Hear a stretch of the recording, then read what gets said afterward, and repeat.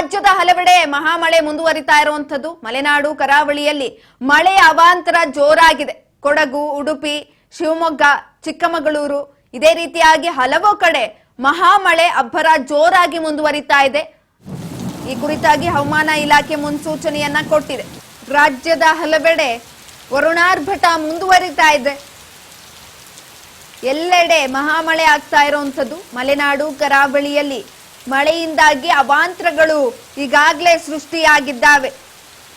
ಕೊಡಗು, ಉಡುಪಿ, ಶಿವಮೊಗ್ಗ, ಚಿಕ್ಕಮಗಳೂರು, ಇನ್ನು ಹಾಸನ, ದಕ್ಷಿಣ ಕನ್ನಡ ಎಲ್ಲಾ ಕಡೆ ಕೂಡ ಭಾರೀ ಮಳೆ ಆಗ್ತಾ ಇದೆ. ಕೆರೆಯಂತಾಗಿದ್ದಾವೆ ಅಲ್ಲಿನ ರಸ್ತೆಗಳು. ಸಂಪೂರ್ಣವಾಗಿ ಸಂಚಾರ ಅಸ್ತವ್ಯಸ್ತವಾಗಿರುವಂಥದ್ದು. ಧಾರಾಕಾರವಾಗಿ ಸುರಿತಾ ಇರುವಂತಹ ಮಳೆಯಿಂದಾಗಿ ರಸ್ತೆಗಳೆಲ್ಲ ಕೆರೆಗಳಂತಾಗಿದ್ದಾವೆ, ಜಲಾವೃತಗೊಂಡಿದ್ದಾವೆ.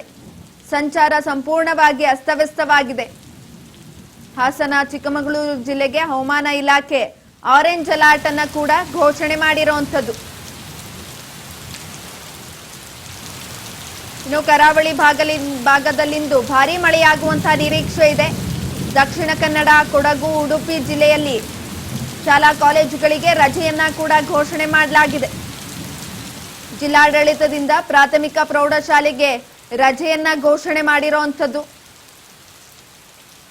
ಮುಂಜಾಗ್ರತಾ ಕ್ರಮವಾಗಿ ಅಂಗನವಾಡಿಗೂ ಕೂಡ ರಜೆಯನ್ನ ಘೋಷಣೆ ಮಾಡಲಾಗಿದೆ. ಆಯಾ ಜಿಲ್ಲಾಧಿಕಾರಿಗಳಿಂದ ಶಾಲೆಗಳಿಗೆ ರಜೆಯನ್ನ ಘೋಷಣೆ ಮಾಡಲಾಗಿದೆ. ಭಾರೀ ಮಳೆಯಾಗ್ತಾ ಇರುವಂತಹ ಹಿನ್ನೆಲೆಯಲ್ಲಿ ಜಿಲ್ಲಾಡಳಿತ ಈ ರೀತಿಯಾದಂತಹ ಕ್ರಮಗಳನ್ನ, ಮುಂಜಾಗ್ರತಾ ಕ್ರಮಗಳನ್ನ ತೆಗೆದುಕೊಳ್ತಾ ಇದೆ.